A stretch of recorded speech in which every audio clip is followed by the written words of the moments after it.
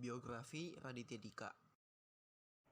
Raditya Dika ini lahir di Indonesia, Jakarta pada tanggal 28 Desember 1984. Tapi pada saat dia masih kecil, dia pindah ke Jepang, kota Mito bersama ibunya, karena ibunya melanjutkan kuliah S2 di sana, sedangkan ayahnya tetap di Indonesia karena mempunyai usaha di. Singkat cerita, saat masih SD, si Raditya Dika ini tidak terlalu punya banyak teman, karena dia merasa dia itu berbeda sendiri. Gimana ya, karena anak-anak lain itu pada suka lagu pop dan hobinya itu bermain yang menyenangkan pokoknya.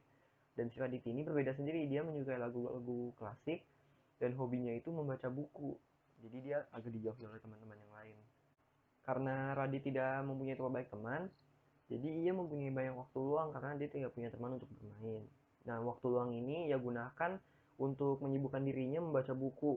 Apa saja semua buku dia baca. Dia benar-benar dikelilingin sama buku. Karena itu dia pernah pada saat masih SD bercita-cita untuk menjadi seorang penulis. Sampai pada akhirnya dia memutuskan untuk menulis sebuah buku diary. Nah, saat dia nulis ini, temannya yang kebetulan di sebelahnya penasaran, dipinjam dong bukunya, dibawa pulang. Saat dibaca di rumah, besoknya kan dikembalikan. Saat dikembalikan dia bilang gini, buku kamu lucu ya, bikin lagi dong, nanti aku membaca lagi. Dari situ Radit sudah mulai yakin kalau dia itu bisa menjadi seorang penulis. Nah, akhirnya dia membeli sebuah buku tulis kosong. Dia tulis cerita di situ tuh. Dia tulis cerita yang lucu. Terus dia kasih ke temannya ini kasih ke adik kelas, terus nyebar ke kakak kelas dan satu sekolah pun tahu. Nah, dari situlah Radit udah punya banyak teman. Karena bakatnya yang jago nulis ini, dia jadi punya banyak teman di mana-mana. Nah, pada saat Radit SMA, ia menemukan sebuah blog yang di isi blog itu adalah orang-orang yang menuliskan cerita mereka dalam satu blog, satu website untuk dibaca oleh orang lain. Radit pun tertarik. Lalu dia buat blog di situ yang awalnya cuma dibaca satu atau dua orang, mulai menyebar blognya. Jadi makin lama dia makin terkenal. Dari situlah followers dia banyak di Twitter karena banyak yang menganggap dia itu lucu dan banyak yang sering stalk dia di Twitter juga karena dia sering ngepost hal-hal yang lucu di Twitter. Dari situ dia mulai terkenal. Nama Raditya Dika mulai terkenal dari sini, dari blog ini. Saat lulus SMA, akhirnya Radit memutuskan untuk bekerja di sebuah perusahaan kantoran, perusahaan biasa, eh, sambil kuliah. Saat dia lagi kerja, dia ngelihat orang yang lebih tua 10 tahun dari dia itu duduk kerja di sana, kerjanya sama aja, nggak ada peningkatan apapun selama puluhan tahun. Radit pun mikir, gue nggak mau jadi kayak dia, gue mau mengalami peningkatan. Akhirnya dia memutuskan untuk menabung gajinya selama 3 bulan. Terus dia kumpulin tuh semua hal cerita-cerita yang pernah ditulis di blog, dikumpulin, direkap di satu buku. Dia kumpulin gaji dia selama 3 bulan. Terus dia keluar dari perusahaan tersebut. Dia datang ke sebuah perusahaan penerbit buku. Dia langsung ketemu editornya. Dia bilang ke editornya, Pak, cerita ini harus dijadikan buku. Lalu editornya bilang, ya udah kamu taruh saja nanti saya baca. Dia bilang, enggak pak, bapak harus baca dulu. Dibaca sama editornya. Kata editornya itu lucu. Dan kata editornya setuju kalau buku itu bakal diterbitkan. Dari situlah buku pertama Radit pun terbit, yang berjudul Kambing Jantan. Awalnya sih buku ini belum terlalu laku karena Radit itu namanya masih belum terlalu terkenal kan di kalangan masyarakat.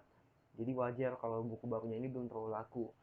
Nah, tapi lama-kelamaan bukunya ini laku-laku selama 6 bulan. Akhirnya bukunya menjadi bestseller di beberapa toko-toko yang menjual buku. Nah, dari situlah Radit merasa makin yakin kalau dia bakal sukses menjadi seorang penulis. Tapi kadang-kadang Radit itu masih ragu sama kemampuan menulis dia. Dia mikir kalau dia udah nggak produktif lagi mau gimana. Dia kalau udah nggak bisa nerbitin buku lagi mau gimana. Kalau misalnya dia udah nggak kreatif lagi kayak dulu, kan ide-ide dia udah mulai habis. Dia mau ngapain lagi, apa yang bisa dia kerjakan selain menulis dan menerbitkan buku. Akhirnya ada satu produser film yang menarik Radit sebagai aktor di film yang dibuat berdasarkan salah satu bukunya Radit, yaitu Kambing Jantan. Di situ Radit itu udah mulai bangun channel YouTube-nya yang namanya Radit Dika. Nah, saat dia jadi aktor sekaligus dia belajar sama menyutradarai sebuah film. Akhirnya di channel dia ini dia membuat sebuah film serial yang episodenya cukup banyak, 2 season ya. Judulnya itu Malam Minggu Miko. Nah, dari ternyata hasilnya bagus. Malam Minggu Miko ini dapat banyak perhatian dari masyarakat Indonesia, banyak yang suka.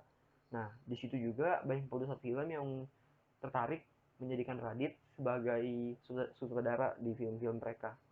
Dari situlah Radit itu udah mulai berkembang. Dia sadar kalau dia itu punya potensi yang gak terbatas. Nggak berhenti di situ, Radit ini malah punya ide lagi. Dia kan dikenal lucu oleh orang-orang di sekitarnya sama fans-fans dia. Jadi dia memutuskan untuk membuat tour komedi, stand up komedi, tour satu Indonesia, dan malah sukses sampai sekarang. Tour kemarin dia yang terakhir itu yang namanya Cerita Cintaku itu barusan selesai kemarin bulan lalu, dan bener-bener sold out semua tiketnya. Jadi kebayangkan seberapa banyaknya fans Radit itu. Saya meneladani Raditya Dika ini karena saya belajar saya belajar sesuatu dari dia. Dia udah nunjukin kalau hidup itu suatu perjuangan. Walaupun yang kita ingin itu udah tercapai, bukan berarti kita bakal berhenti berjuang dan tetap di situ aja. Kita bakal berjuang terus untuk hal yang lebih. Kalau kebetulan saya ketemu sama Raditya Dika, yang pertama pasti saya ngajak foto. Nah, yang kedua saya bakal nanya sama dia, apa sih sebenarnya yang Kak Radit pengen capai dalam hidupnya Kak Radit? Sekian saja dari saya, terima kasih atas perhatiannya. Jangan lupa like, komen, dan subscribe ya.